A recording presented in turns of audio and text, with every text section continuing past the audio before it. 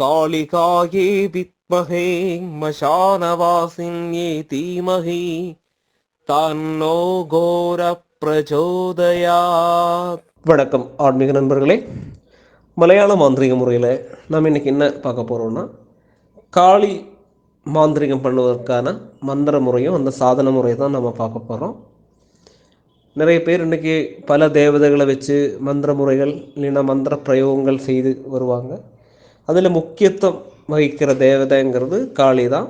இப்போ காளி தேவதையோட நிறைய மந்திரங்கள் இருக்குது, நிறைய பாவங்கள் இருக்குது, ஒருபாடு முறைகளும் இருக்குது.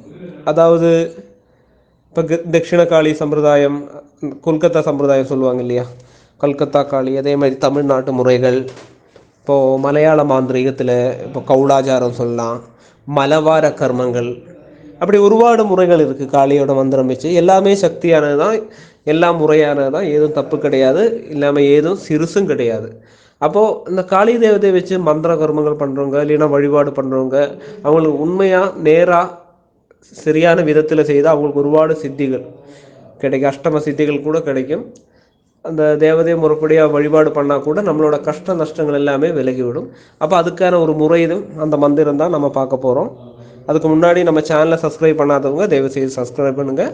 அதே மாதிரி உங்களுக்கு பிடிச்சிருந்தால் லைக் பண்ணலாம், ஷேர் பண்ணலாம்.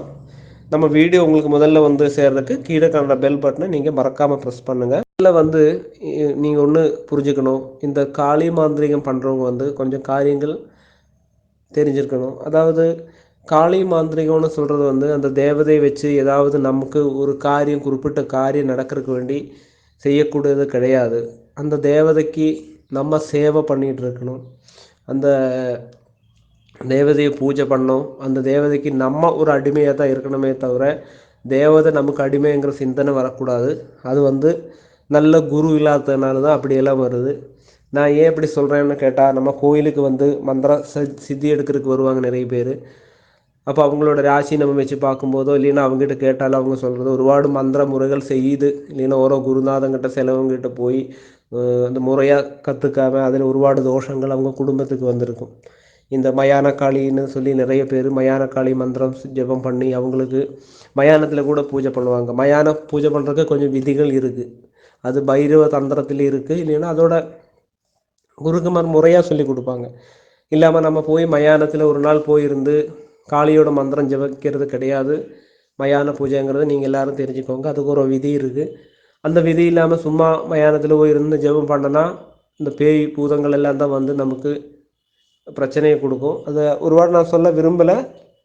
அப்படி ஏதாவது சந்தேகம் தான் நீங்கள் கூப்பிடுங்க, நான் உங்களுக்கான அந்த விதி நான் சொல்லித்தரேன். இப்போ நமக்கு இது எப்படி செய்யலாம், நம்ம இப்போ செய்ய போகிற விதி எப்படி செய்யலாங்கிறத நம்ம பார்க்க போகிறேன். அதாவது இந்த தேவதையை வச்சு நமக்கு குறி சொல்லலாம், மாந்திரிக குறிகள் சொல்லலாம், மாந்திரிக காரியங்கள் எல்லாமே செய்யலாம். அப்போது எந்த காரியங்கள் நம்ம செய்யணுன்னாலும் அந்த உபாசனை கரெக்டாக இருக்கணும். உபாசனை கரெக்டுன்னா அந்த காளி தேவதையோட மந்திரங்கள் ஜெபம் பண்ணி அந்த ஒரு சித்தி நமக்கு வரணும். பின்ன நிறைய பேர் எனக்கு மந்திர சித்தி கிடச்சிருக்கு அப்படி சொல்லுவாங்க. மந்திர சித்தி கிடைச்சவங்க யாருமே மந்திர சித்தி கிடைச்சதுன்னு சொல்ல மாட்டாங்க. அவங்க என்றைக்குமே அமைதியாக தான் இருப்பாங்க. அது என்றைக்கு நீங்கள் புரிஞ்சுக்கோங்க. அதாவது மந்திர சித்தி அது எப்படி கிடைக்கும்னு கேட்டால், உண்மையான பக்தி தான் முதல்ல உங்களுக்கு வேணும், பின் உண்மையான குரு, பின் அந்த வழிபாடு, அந்த தேவதைகிட்ட நீங்கள் வச்சுருக்கிற அன்பு மரியாதை எல்லாமே வேணும். அப்போது நம்ம இந்த பூஜை காளி பூஜை எப்படி பண்ணலாங்கிறது தான் நம்ம பார்க்க போகிறோம். அப்போ குலதெய்வமாக காளி உள்ளவங்க இந்த பூஜை பண்ணலாம். அதே மாதிரி காளி தேவதை ஆடுவவங்க, ஆடி குறி சொல்லுவவங்க கண்டிப்பாக இந்த மந்திரம் ஜெபம் பண்ணலாம். ஒரு விஷயம் கூட நான் சொல்ல விரும்புகிறேன், நிறைய பேர் காளியோட மந்திரம் சொல்லி குறி சொல்கிறவங்க நிறைய பேர் இருப்பாங்க. ஆனால் மந்திரம் சொல்லி குறி சொல்லும்போது அவங்களுக்கு அந்த மற்றவங்க வந்த ஆளுகளோட பிரச்சனையை அவங்க எடுத்துகிட்டு அவங்க குறி சொல்லுவாங்க, இல்லைன்னா அவங்க பிரச்சனையை மாற்றுவாங்க. கண்டிப்பாக அந்த காளியோட அனுகிரகத்தால் அது முடியுது. ஆனால் கொஞ்சம் போக போக முதல்ல நல்லா குறி சொல்லுவாங்க, அவங்க கஷ்டங்கள் எல்லாம் மாந்திரிகத்தில் சரி பண்ணுவாங்க. ஆனால் கொஞ்சம் கழியும் போது அந்த விதி கரெக்டாக ஆகலைன்னா அதெல்லாம் இவங்களுக்கு திரிச்சு அடி கிடைக்கும். அது கிடைக்கிறது இந்த குறி சொல்கிறவங்களுக்கும் அந்த மாந்திரிகம் பண்ணுறவங்களுக்கு தான். அப்படி நிறைய பேர் நம்ம கோயிலுக்கு வந்துட்டு இருக்காங்க. அதாவது 10 வருஷமாக குறி சொன்னாங்க ஐயா, ஆனால் இப்போ எங்களால் குறியும் வரல, குறி சொல்ல முடியல, ரொம்ப கஷ்டத்தில். அப்போ இதெல்லாம் இந்த விதி தெரியாமல் செய்கிறதோட தான். அப்போ அது என்றைக்குமே நீங்கள் தெரியணும். விதி தெரிஞ்சு இந்த மந்திர உபாசனை கூட பண்ணுங்கள், உண்மையாக அது வெற்றி கிடைக்கும். அப்போ இந்த பூஜை நமக்கு எப்படி பண்ணலான்னு கேட்டால், அதாவது வெள்ளிக்கிழமை தான் நம்ம இந்த பூஜை ஸ்டார்ட் பண்ணோம். 41 நாள் இந்த பூஜையை வெள்ளிக்கிழமை ஸ்டார்ட் பண்ணி 41 நாள் நம்ம தொடர்ந்து செய்யணும். அதுக்கு 41 நாள் பூஜை செய்கிறதுக்கு முன்னாடி, அதாவது வெள்ளிக்கிழமை ஸ்டார்ட் பண்ணும்போது முதல் நாள் நம்ம வந்து குலதெய்வத்துக்கு பூஜை ஒரு விளக்கு போட்டு, உங்களுக்கு எந்த குலதெய்வமோ அந்த தேவதையை மனசில் நினச்சி நான் இந்த மாதிரி ஒரு பூஜை பண்ண போகிறேன், காளி தேவதைக்கு பூஜை பண்ண போகிறேன், அந்த அனுகிரகம் வேணும்னு அந்த குலதெய்வங்களையும் முன்னோர்களையும் உங்கள் குருக்கன்மாரும் குரு பரம்பரை கண்டிப்பாக இருக்கும். நீங்கள் சொல்லுவீங்க எங்களுக்கு குரு இல்லைன்னு, அப்படிலாம் இல்லை. உங்கள் பூர்வீகத்தில் கண்டிப்பாக ஒரு ஆள் ஒரு பூஜை செய்த ஒரு వ్యక్తిகள் ஒரு ஆள் கண்டிப்பாக இருப்பாங்க. அது உங்களுக்கு தெரியாது. ஏன்னா நமக்கு வந்து நம்ம அப்பாவை தெரியும், தாத்தாவை தெரியும், அதுக்கு முன்னாடி உள்ள தாத்தாவை வேணால் தெரியும், அதுக்கு முன்னாடி உள்ள தலைமுறை நமக்கு தெரியாது.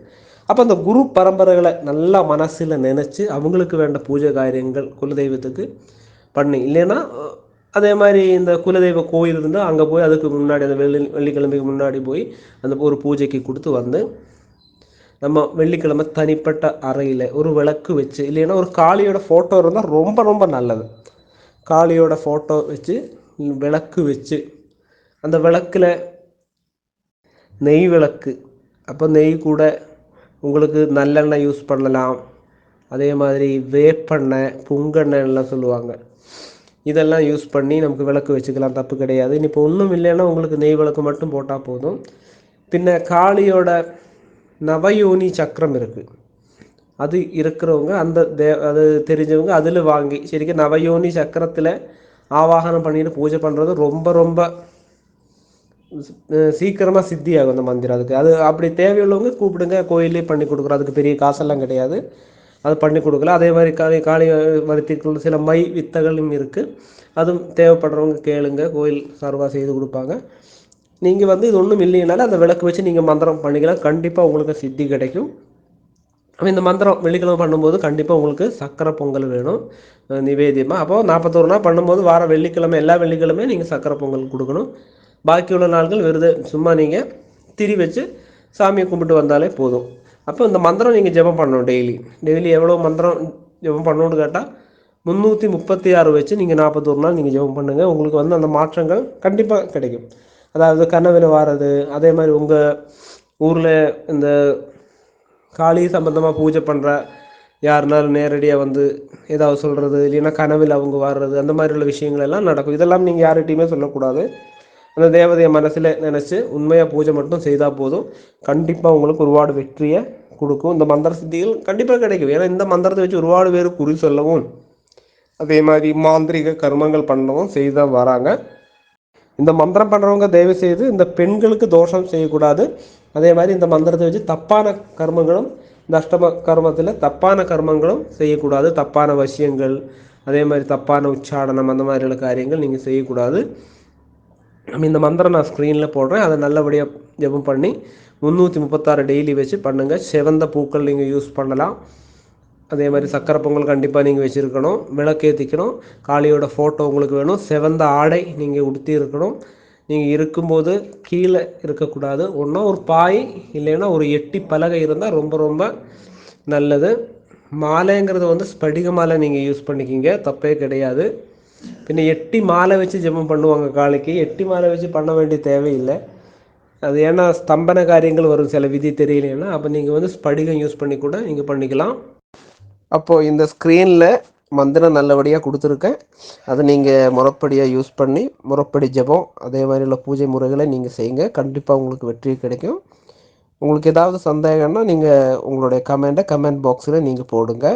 அதுபோல் நிறைய கமெண்ட் நமக்கு வருது, அதுக்கான ரிப்ளை மறுபடியும் நான் கொடுத்துட்டு தான் இருக்கேன். அதையும் நீங்கள் தயவுசெய்து மறுபடியும் அதை பாருங்கள். என்ன சந்தேகமாக இருந்தாலும் கோயிலுக்கு ஃபோன் பண்ணுங்கள். அடுத்த வீடியோ பதிப்பில் நம்ம பார்க்கலாம். நன்றி.